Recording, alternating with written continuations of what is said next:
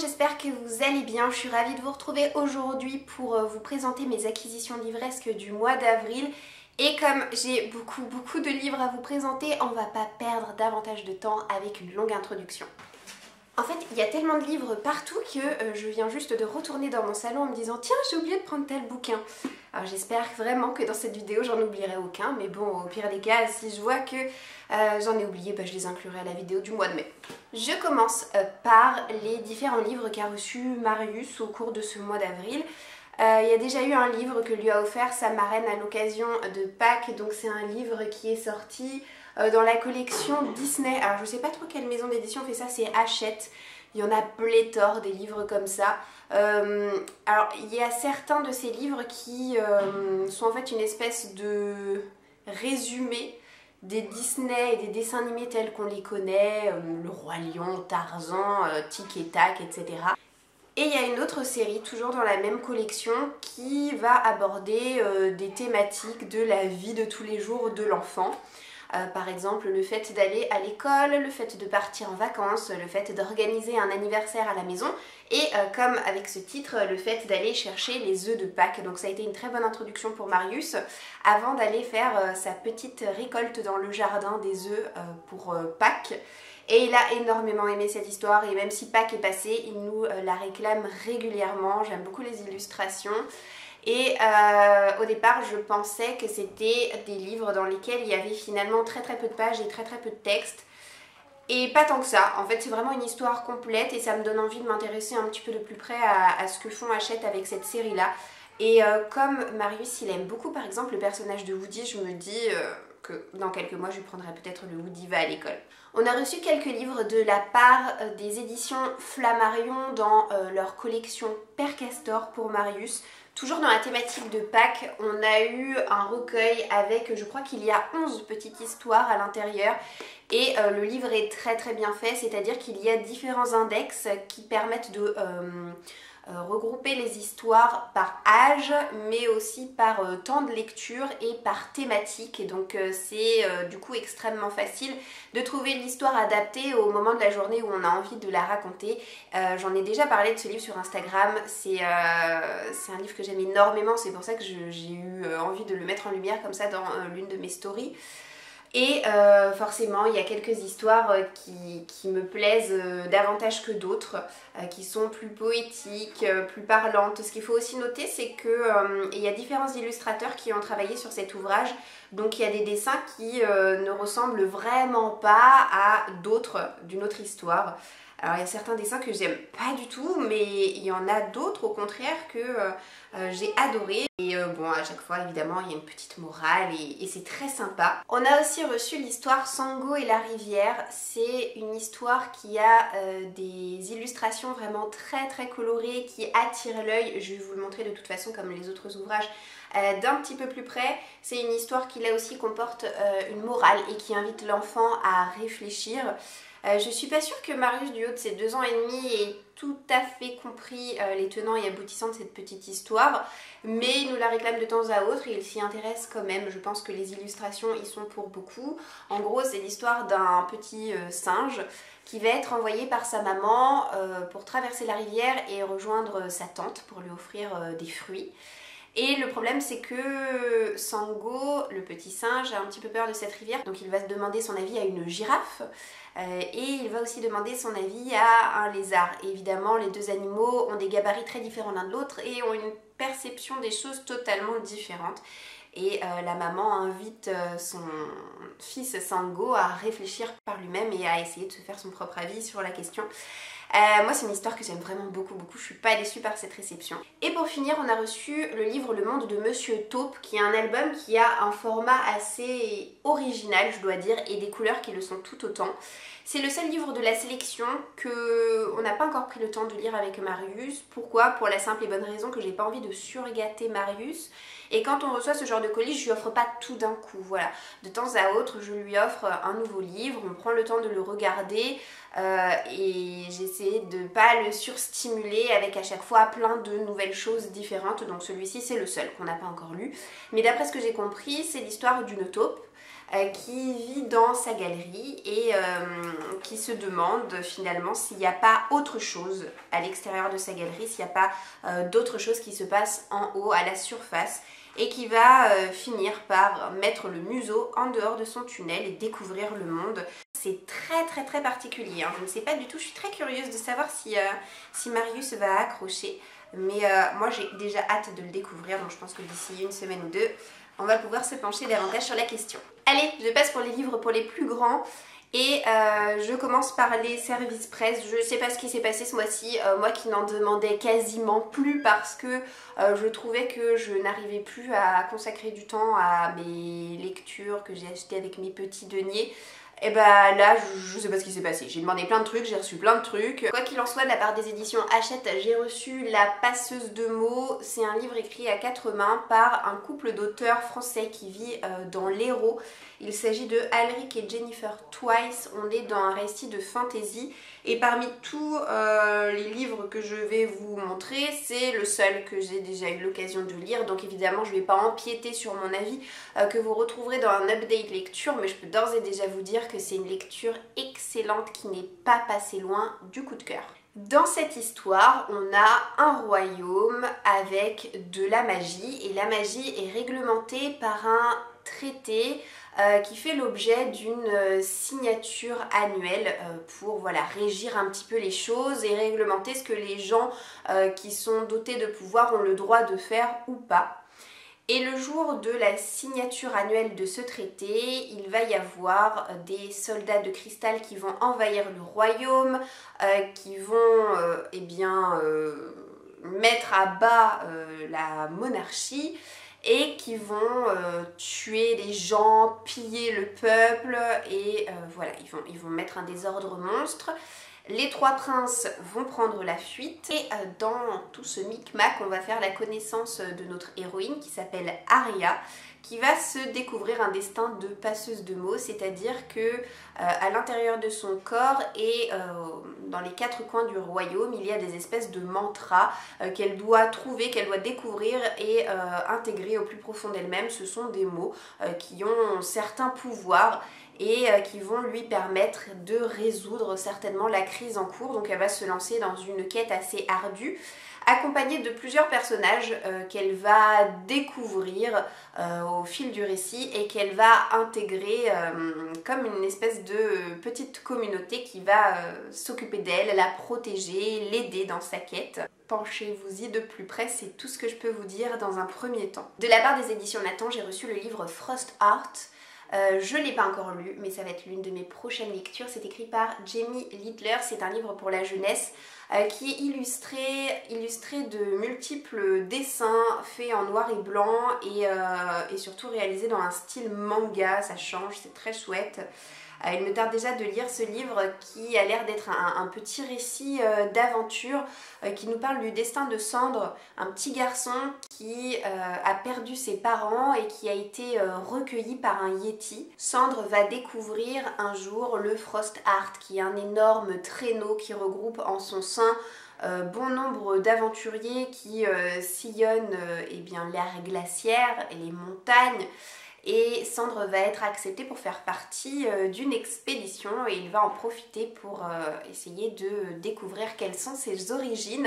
Ça m'a l'air chouette comme tout et pareil, je vous en redirai bientôt des nouvelles. De la part des éditions Flammarion Jeunesse, j'ai reçu les 3 tomes qui sont sortis à ce jour de la série Sherlock. Donc on a le 1, le 2 et le 3. Là aussi ce sont des livres pour enfants avec un niveau de lecture inférieur à Frost Art, hein. Je sais pas trop à partir de quel âge c'est, mais on va dire allez 8 ans, 7-8 ans, quelque chose comme ça. Ce sont aussi des livres qui sont illustrés, mais cette fois-ci avec des illustrations en couleur.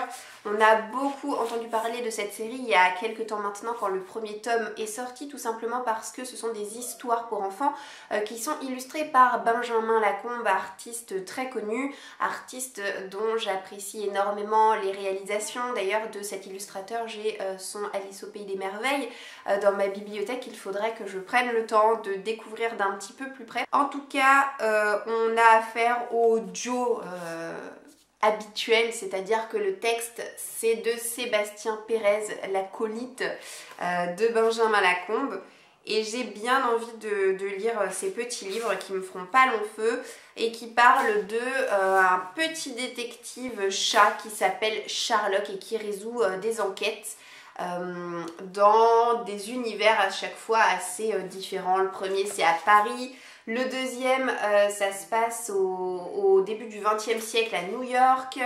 Et le tome 3 ça se passe au XVIIIe siècle et en Autriche, donc des ambiances à chaque fois très très différentes.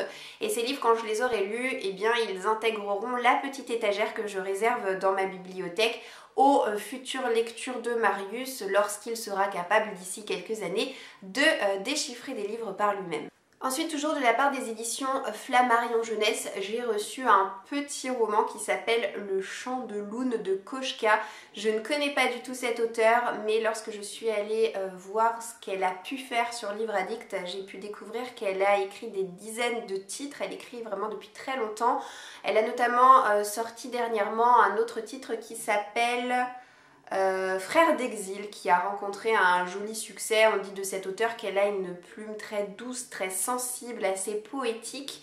Je me demande un peu ce que ce court livre va me réserver. On va parler d'un botaniste qui s'appelle Henri Lajoie et qui va faire la connaissance de Loon, qui est une élève, une étudiante. Je ne sais pas trop quel âge a cette personne, si c'est encore une enfant, une adolescente ou quoi. Et en tout cas, la particularité de Loon, c'est qu'elle est autiste et c'est une rencontre qui va les bouleverser tous les deux. Ça promet d'être un récit assez émouvant, assez intense aussi. En tout cas, c'est ce que moi j'attends de cette lecture et je vous en reparlerai avec grand plaisir. Et pour finir, de la part des éditions Michel Lafon, j'ai reçu le tout dernier Laure Manel qui est Le Craquant de la Nougatine. Alors en fait, cette auteure, je la vois passer un petit peu comme ça de temps à autre et je me dis oui tiens, elle a dû écrire un ou deux romans. Et quand j'ai cherché de plus près, en fait non, elle a écrit beaucoup plus qu'un ou deux romans.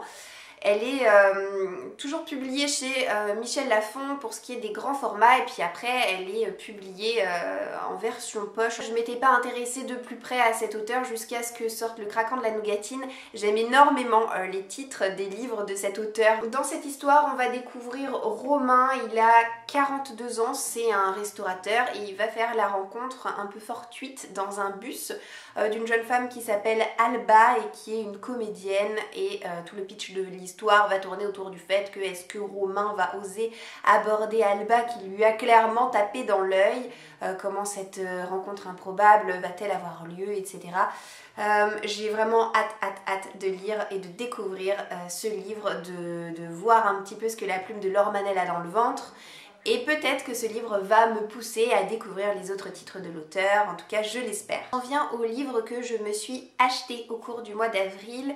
Je vais vous présenter le graphique du mois parce que moi j'aime bien m'acheter soit une BD soit un manga par mois. Là pour le coup j'ai décidé de prendre une suite de séries qui est un shoujo dont j'ai lu uniquement le premier tome et encore il y a tellement longtemps que lorsque je me dirais le moment est venu, il faudra que je me le relise avant d'avancer dans la série. Il s'agit de Blue Spring Ride et là c'est le tome 5.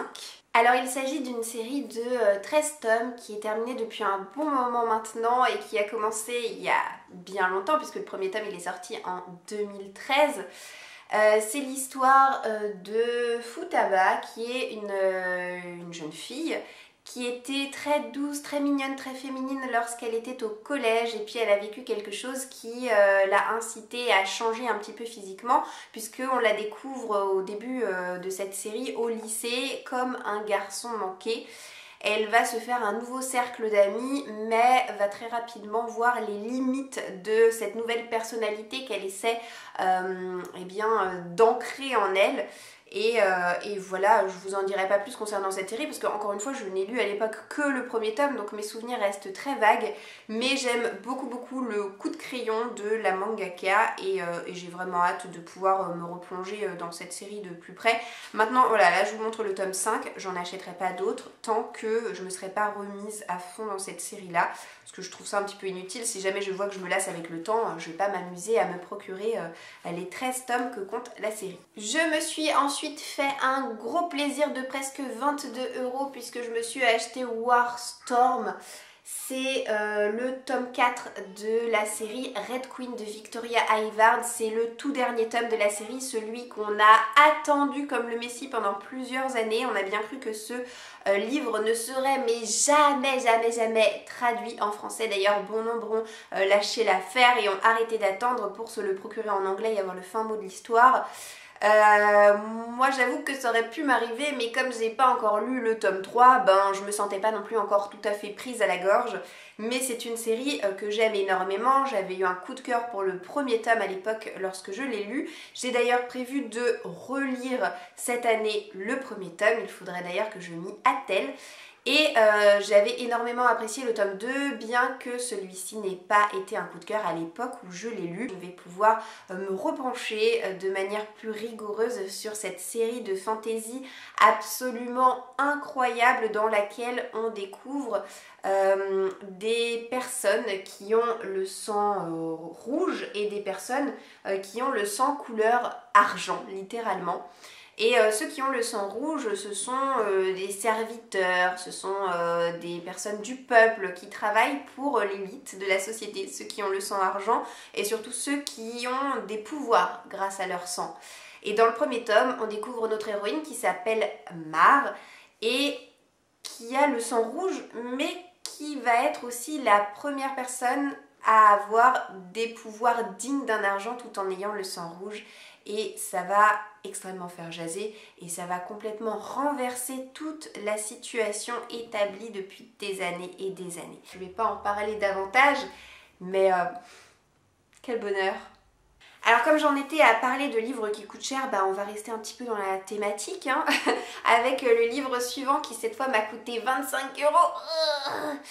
Donc c'est sûr qu'avec des bouquins aussi chers, bah après si j'ai envie de vous en montrer plusieurs, faut que j'en prenne des qui coûtent pas très cher. Bon alors le livre à 25 €, c'est Les Somnambules de Chuck Wendig. On en parle énormément de ce livre qui est sorti aux éditions Sonatine. C'est mon tout premier livre de cette maison d'édition, hein. J'en ai pas d'autres et pour le moment il n'y en a pas d'autres qui me tentent, mais alors celui-ci... C'est un livre post-apocalyptique et peut-être que vous le savez, je ne sais pas, mais j'aime énormément les livres de ce genre littéraire. Alors je pourrais pas faire que en lire, hein, c'est-à-dire que je me lasserais au bout d'un moment, mais de temps à autre, j'aime beaucoup aller dans ce registre-là.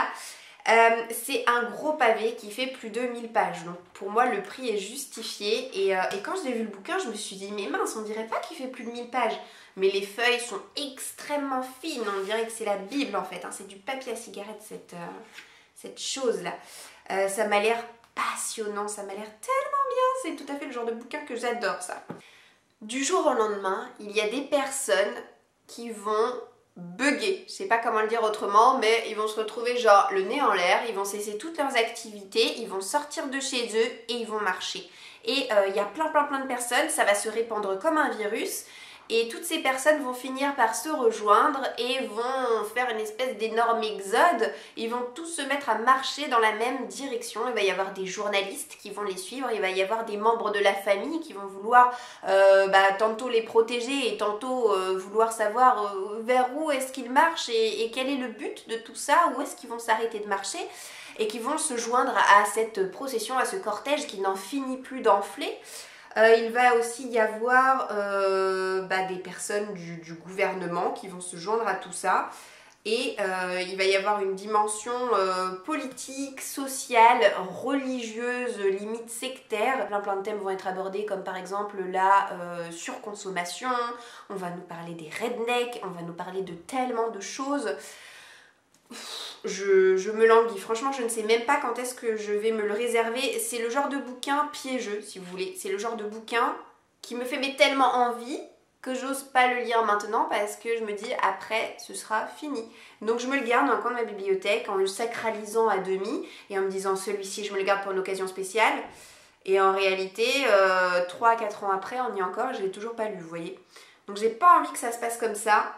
J'ai essayé de le lire cette année. Je sais pas quand, mais je vais essayer de le lire cette année. Dernier grand format que je me suis acheté, je me suis pris un Timothée de Fontbelle. Je n'ai jamais lu de livre de cet auteur, qui pourtant est très connu, qui pourtant a l'air de sortir de très beaux romans, qui ont l'air inspirants, qui ont l'air poétiques, mais je sais pas, il n'y en avait pas spécialement de cet auteur qui me tentait jusqu'à ce que sorte Alma, Le vent se lève. C'est le premier tome, je crois, d'une trilogie. C'est un livre qui aborde un thème que j'aime énormément retrouver dans mes lectures, à savoir le racisme, la ségrégation raciale, etc. Donc ça se passe au XVIIIe siècle. Alma, elle est africaine et on va suivre son point de vue. Je ne sais pas où est-ce qu'elle vit en Afrique, mais en tout cas, on va la suivre en train de chercher son petit frère. Et en parallèle, on va suivre l'histoire de Joseph qui se trouve à Lisbonne dans un port sur le point d'embarquer dans un navire pour une vaste chasse au trésor et le destin des deux jeunes gens va finir par se croiser, par s'entremêler.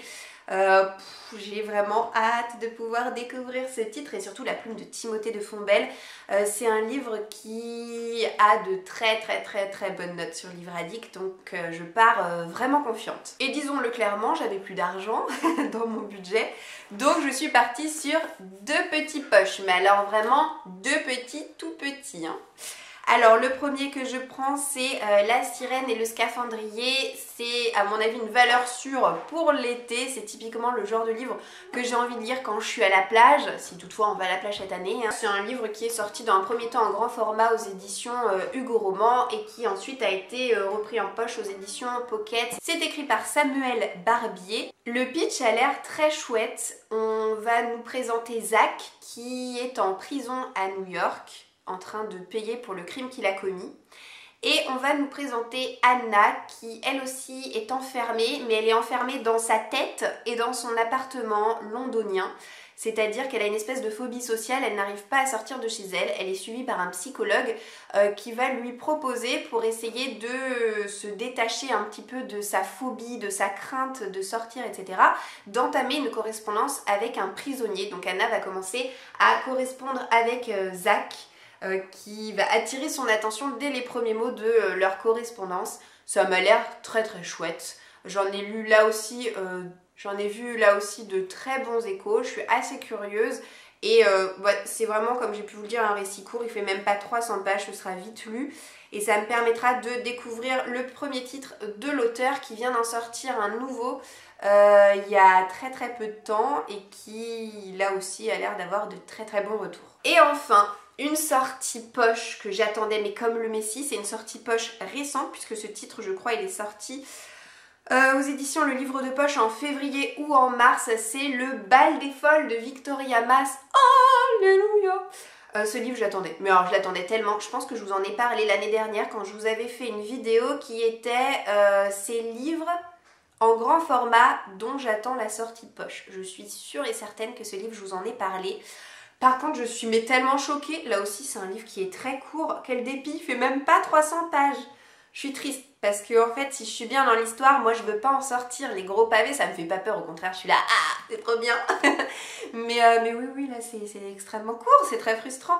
En fait, le Bal des Folles, ça nous permet de revenir sur l'histoire de la Salpêtrière, cet hôpital parisien. Le Bal des Folles, c'est le nom d'une espèce de représentation à l'initiative de Charcot dans l'hôpital de la Salpêtrière. L'histoire se passe à la fin du 19e siècle et la Salpêtrière, c'est un hôpital qui accueillait en son sein des femmes qui étaient dites soi-disant folles, alors qu'à l'époque on n'avait pas du tout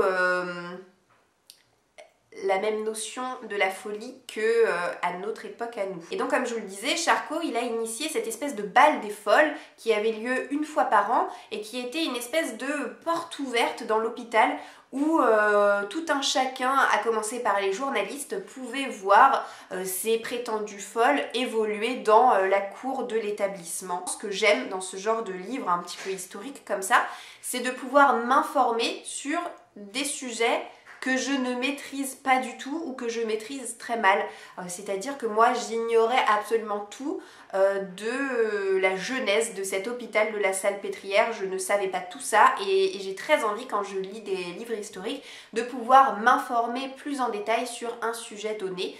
Et je pense que ça va être une lecture très intéressante. J'ai récupéré mon grand blessé pour vous filmer cette conclusion parce qu'il était en train de m'appeler juste à côté.